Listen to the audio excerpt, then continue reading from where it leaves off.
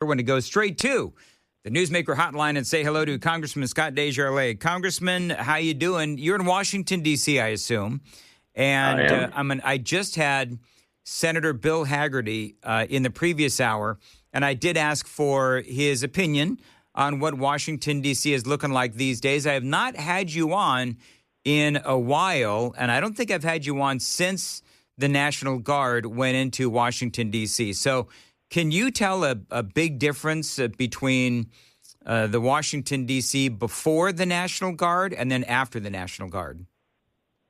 I haven't had a chance to venture out too far from the Hill.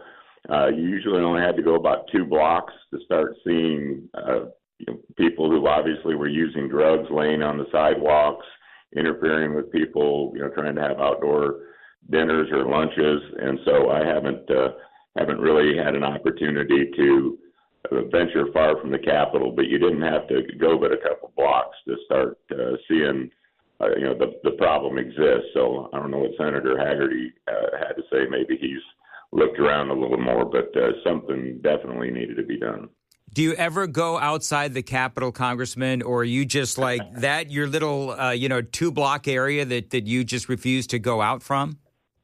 Well, it's not that I refuse to. It's just that when we're here, we're busy, and there's not a lot of time to sightsee and get around to the other areas. So pretty much when we're here, we're working.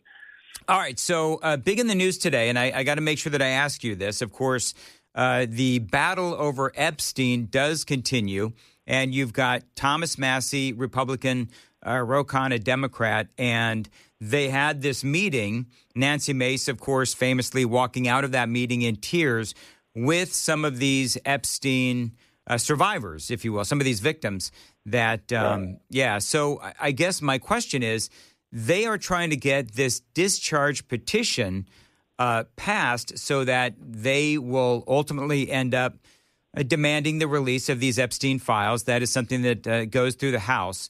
So what are your thoughts on all of this? I mean, they already released some. James Comer already released some files. A lot of these were files and photos that, many people have already seen. As a matter of fact, the 2 congressmen that I just mentioned came out last night and said, well, only about 3% of those 34,000 documents were actually new. And so I guess the question is, if this discharge petition actually happens, how will you vote? And just give me your thoughts on the whole thing. Well, first of all, a discharge petition is a tool of the minority. So you're giving the minority the power. You get a handful of Republicans, and all the Democrats will jump on because they love to see Republican infighting. I still beg the question, when Biden was in control and they controlled the House, the Senate, and the White House, if there was something in there against Trump, knowing he was going to run again, they would have released it. So I think people would be really disappointed if they released all the documents.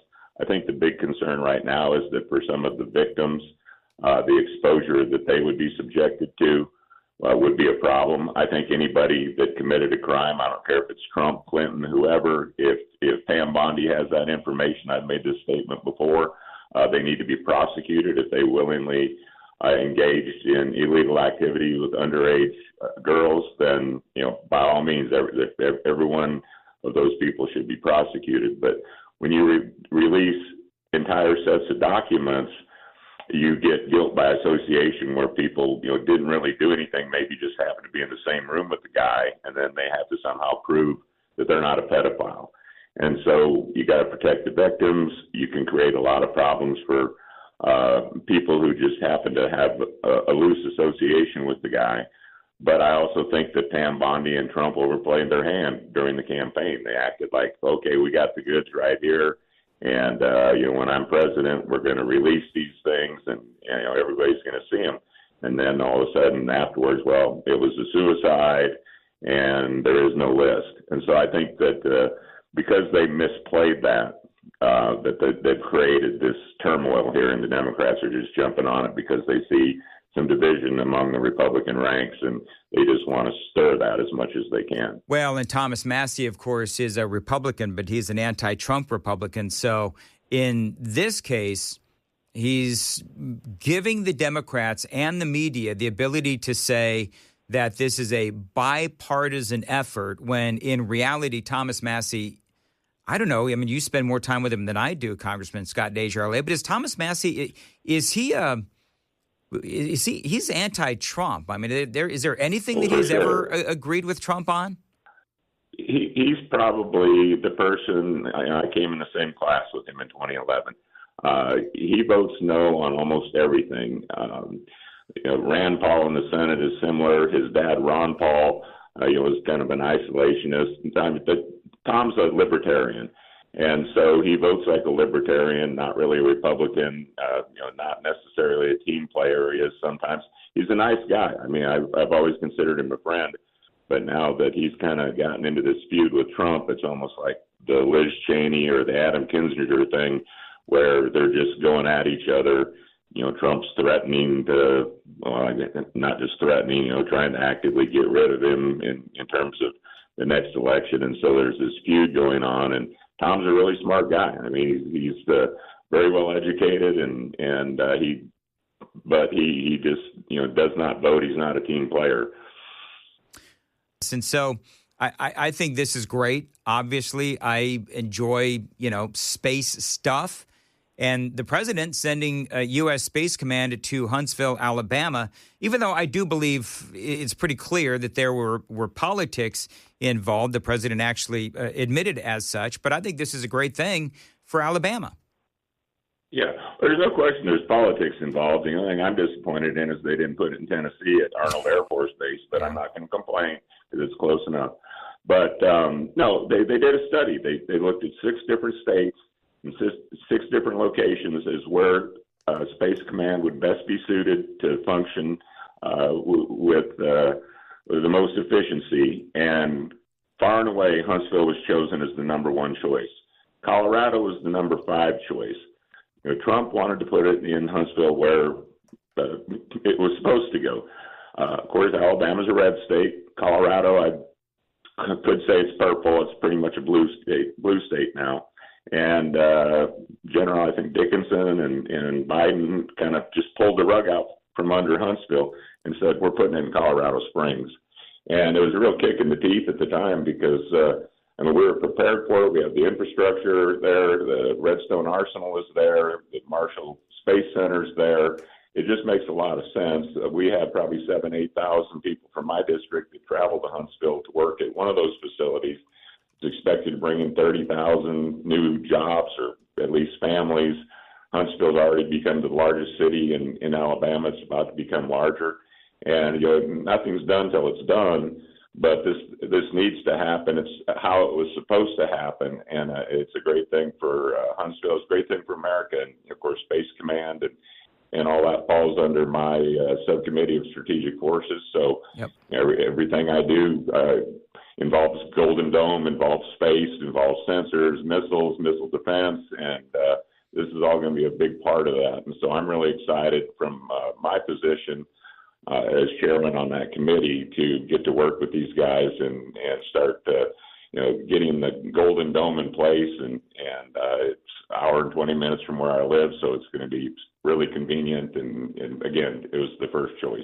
Yeah, I was going to mention, I mean, that's a lot closer to home, and you can drive there, and I think it's a great thing. It's a great thing for tourism as well for the South. All right, so real quick, you just mentioned a number of different things related to rockets and missiles and all that. So you know the story. Perhaps you know the story. I'm sure that you know the story of I've talked about it a number of different times because I think this is fascinating, where China had the big military parade. They've got all of their rockets out there, and it's supposed to be a very big deal. And Xi Jinping, Kim Jong-un, Vladimir Putin, I guess Senator Haggerty said that Iran's leader was out there as well. And how concerned are you with, they said that they have reports are that there's a laser that can shut off electronics and blind pilots. I mean, from your vantage point, who's got the better stuff, us or China? Okay, China is formidable. There's no question about it, and that's why we're stepping up our game. That's why Space Command is so important. Yep. You cannot win on the ground in a future war without winning in space. So whoever controls the space domain will control the ground. All the fancy high-tech weaponry that we have is controlled by communicating from space. And so that's why we're spending so much time and focus on that. I think that China was rapidly catching us. They had just a handful of satellites in space. They've got a bunch now. By 2030, they could have as many or more. Not necessarily better, but you need a lot of redundancy. So the battles that are going on in space would surprise people in terms of defeating other countries' satellites. I think right now we have the edge. We have the technology. We have a lot of upstart companies that we're aligning with, and I feel good about where we're at, but we cannot take our foot off the gas. This has to go full steam ahead, and that's what we're doing in my committee and doing in Armed Services in both the House and Senate, and speeding up the acquisition process. But don't underestimate China. And, this little axis of evil that's forming with Iran, North Korea, China, and Russia, and now India. Modi's kind of stepped in and said, well, I think we're going to play with Russia and China. And I think that's just kind of a move against Trump's tariffs, I hope, and because we don't need that. But, I think we're better. I think China could surpass us if we don't stay vigilant. But if we stay vigilant and do what America does and bring in the right people, I think we'll stay ahead, and we just kind of proved we could do something that none of them could do with the attack on Iran's nuclear facility. I mean, they don't have that capability, and that was the B-2. We're about to get the B-21. Yep. Well, I won't say it makes the B-2 look like a toy, but it's superior, and they know that, so they're putting on a big show and trying to show that they're going to be the people that control the world, not Trump. And I don't necessarily think we want to control the world, but we don't want World War III. And best way for that is just keep it from happening, peace through strength. So I'm going to call an audible here because I was going to ask you about government, funding. The deadline is September 30th, and do you think that is going to end up in a continuing resolution? But I just saw on CNN that I don't want to ask you that because it's boring, but yeah. I think we all know what's going to happen. But I just saw on CNN there's all these calls for RFK Jr. to resign. Now, you know where he stands on, vaccines. And one of the things that he has said in the last couple of days is that he believes that all vaccines should go through the proper testing, including, I guess they call it, placebo testing, that kind of thing. And so I think people are up in arms over the fact that he is, and there's a lot here, so I'm not going to pretend that there's not a bunch of layers to this. But, I mean, you're a medical doctor. And so I guess my question to you is when it comes to RFK Jr., what do you think about everything that he is saying about, vaccines, the testing of vaccines, taking away that the ability to once again throw down a mandate for vaccines, which he did. I think it was last week or Monday he did that. But, I mean, I think that he's definitely making a move against the pharmaceutical industry. He may be. I think he's right about some things. I think he's half off the rails on a lot of other things. I can say some nice things about him. I can say some things as a physician that I don't think he has background to make the claims. I think some of it's conspiracy. So I have mixed feelings about him. I think his intentions are good. I do think there's a lot of health issues that are happening in our country, younger people getting cancers and whatnot. And is that steroids growing chickens too fast? Is it, different dyes and additives to foods? Who knows? Those are the things, we really need to look at. He's always had a thing about vaccine and causing autism. And as a physician, I've not seen proof where, not vaccinating our kids against polio and measles, mumps and rubella and diphtheria and meningitis is a bad thing. I think that's I think his process or his thinking on that maybe needs a little more work. But I'm not a fan of mandates. I don't like the government telling me I have to do anything. And the COVID is the obvious example where healthy young people were forced to take shots. They lost their jobs over it. And a lot of people had ill effects from that. So, I don't think when the government starts mandating that, that's pretty much communism, not democracy or a republic. So, long-winded answer, but like I said, I think his intentions are good. I think he's right about some things. I think a lot of other things that he's proposing need a lot more ironing out. All right. Do you think the just very quickly, will the House reach an agreement on a spending plan, or is it going to be a continuing resolution? A yes or no is fine, whatever. I mean, it's always a continuing resolution. There's going to be a debt ceiling. We don't want a government shutdown. Tom Cole's already talking about a stopgap measure, pushing it into November. September 30th is the deadline. Give us more time. And basically that means more time for another CR. The budget in D.C., as we've known for a couple decades now, has been a disaster. The spending's out of control. They can't get it together. When it comes to that, Congress does not get its job done. And so, my guess is, you got omnibus, cromnibus, CRs, whatever. None of us like them. It's just unfortunately the way it operates in such a divided government, because if we get what we want, that means the Democrats aren't getting what they want for their social program. And so the only way that it somehow works out is that it's a very bipartisan thing, and they would give probably too much away for me to vote for it. But so if there's Democrats voting for this, I'd probably be voting against it because it wouldn't be conservative enough in terms of spending. And if it's conservative enough to suit my taste, the Democrats won't vote for it. So, there's probably going to be some kind of a CR or it's just the way the cycle has been, unfortunately. Yeah. All right. Well, Congressman Scott DesJarlais, always appreciate having you on, and have a great rest of week. Guns and hoses, eh? Isn't that roses? It's guns and hoses, eh? Taking me down to the Quebec City, eh? Oh, I see. Whatever. It's 8:39. I tried to be funny, and it fell flat. I didn't get the guns and hoses thing. It's I think is it Bob and Doug McKenzie? No, it's not them. Somewhere, somehow, I heard a joke about Guns N' Roses, but they made it into like you would know this, Chris, because you're Canadian. They made it into here we go. Some sort of a Canadian joke, and they made it Guns N' Hoses. Okay. I may have made that whole thing up. It may have been a dream. I don't even really know. Maybe. To be perfectly honest. Are you having too much ZzzQuil? Is that what's going on? No, not yet. Not yet. I noticed there's a half-drunk bottle here when I walk into the studio of ZzzQuil. Is that what's going on this morning? Now it makes Welcome back, sense. Joan, by the way. Thanks. Isn't it great to hear Joan Jones?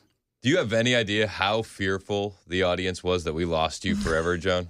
I should have posted some cryptic messages about being fired or whatever. You should have. Yeah. When one door closes, another one opens. Just be all cryptic like that. Just start messing with the audience. Right. It was a good run. I'm spending more time with my family.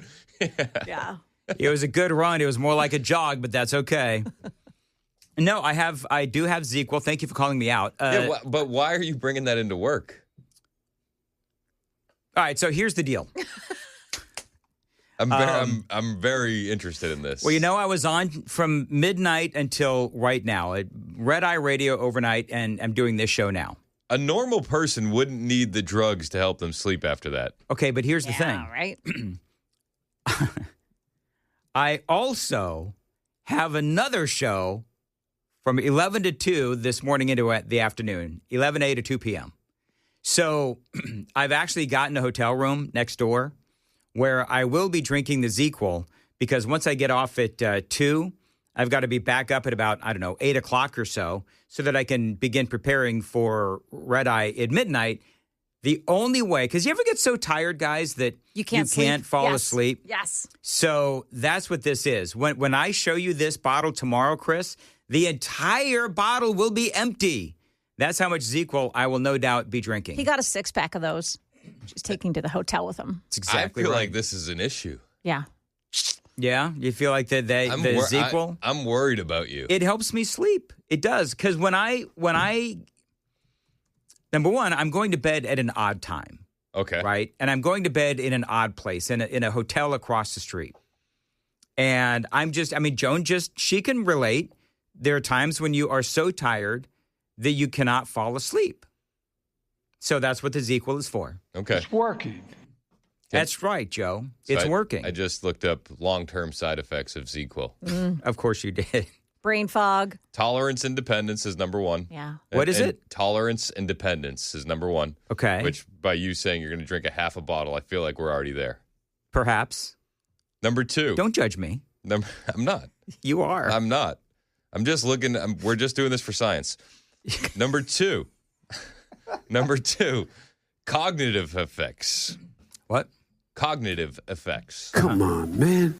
Linked to memory problems, confusion, and slower reaction times, especially in older adults. Wow. Did you hear what he just What? did? I'm just Throw it reading. down. I've I'm got just hot tea reading. and I'm going to throw it at you, man. I'm just reading. Long-term use has been associated in some studies with an increased risk of dementia and Alzheimer's disease. Is that why I keep calling Joan? What do I keep calling you? Jane. Is that Jane. why I keep calling Jane, Joan, John? Anticholinergic effects. What is that? Dry mouth, constipation, blurred vision, urinary retention. Wow. Any of these ringing bells, Dan? No. Not that I would admit, anyway. Heart concerns. Irregular heartbeats or palpitations in some individuals. All right, so you know what? I think this There's is... only two more. Liver or kidney strain. Yes. And masking underlying issues. This is the one we need to highlight. Can I just say that my issues are not masked? Everybody knows what my issues are. That's fair. Reliance on ZzzQuil may hide sleep disorders like sleep apnea, restless leg syndrome, or depression, anxiety. Wait, that restless needs direct legs, treatment. restless leg syndrome? Yeah. Have you ever known anyone to have that? I don't even know what it is. Oh, it's awful. My dad had it. What is it? Have you ever taken like a Unisom and you just can't stop moving your legs? This is why I can't take this sleeping stuff. My legs are just like bouncing in the bed. I may have, in one crazy trip to Las Vegas with my wife, I may have taken something that gave me just that. And I don't remember how long it took, but my leg was going crazy. I didn't know that was actually a thing. Yeah, and the memory part too. That's one weekend. of the effects as well. Really? Yeah. Okay. I think.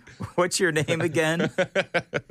But here's the thing, though. And when he adds slippery elm to it all, I know it's a I was gonna cocktail say, for confusion. off the charts. What do you do when you mix slippery elm and ZzzQuil? I don't know, man.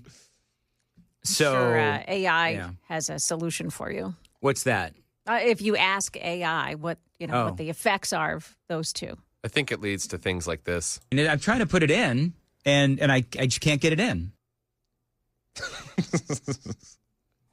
There's always a soundbite, isn't there? There's always. There's just always, they've there's all always these a soundbite. all these. Do you know what I think it is? Sam never forgets. I think that take some ZzzQuil, Sam. It'll help you forget. Apparently. That's number 2.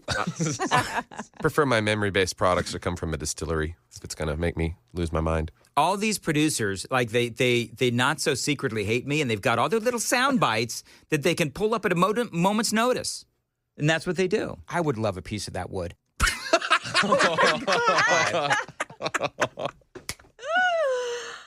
You know what? That's totally unfair. Because, clearly these are taken obviously out of context. But I don't know what I said when that. I don't know. I would love a piece of that wood. Wow.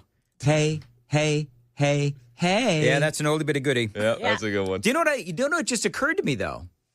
During each and every one of those really lame sound bites, especially that one, I remember that.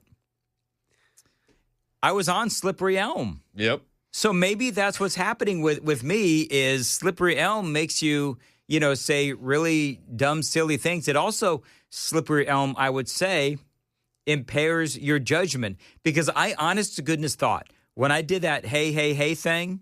You thought you nailed it. I did. I thought I nailed it because I was talking about, I forget, it was something about the Breakfast Club. Yep. And there was like an anniversary or something. And so Ken and Johnny are there. And I try to give them a hint as to, name this movie. That's a great radio tease. And Ken didn't even know what to say. I remember I'm tearing up. It was so funny. Because Ken was speechless. See, he was like, I just do the news, Brother Dan. oh, that was so funny. God, man. all of your buttons in here are highlighted yellow. Are they really? Specifically, Dan said it. Churn the butter. Okay, why don't we just go ahead? How many do you have? I don't remember why he was up there.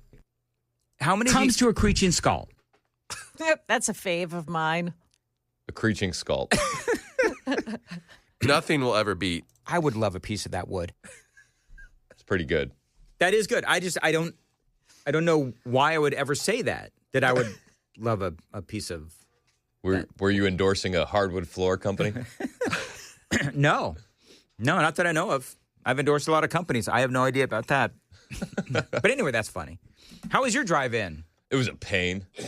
Was it? Well, it's like I'm back dealing with Joan Jones on traffic, so it's like you get limited information. You really got to guess. You really got to guess. How many times can I say 24 is a mess and Chris is going to be late? Yeah. Chris walked in at I think the theme was playing. The traffic had just ended. Yeah. So, but like any good, courteous employee, you gave yourself plenty of time. I did. And you give yourself an extra, what is it? I leave at 6:50 every day. What? You leave at 6:50 to get here at 8:30? Yep. Every day, and it's just a roll of the dice. If I'm late, I'm late, but I leave at the same time every day. And it's 24. It's 24. Today I went 8:40 to 65 because... And then you got to drive through warnings. like 65's a mess too. Franklin. Yeah, 65's awful. Well, you're rolling the dice too. It's like, okay, I could save 10 minutes going 8:40 to 65, but there's 30 extra miles of road where something could happen. Yeah. So you're playing a game of Russian roulette.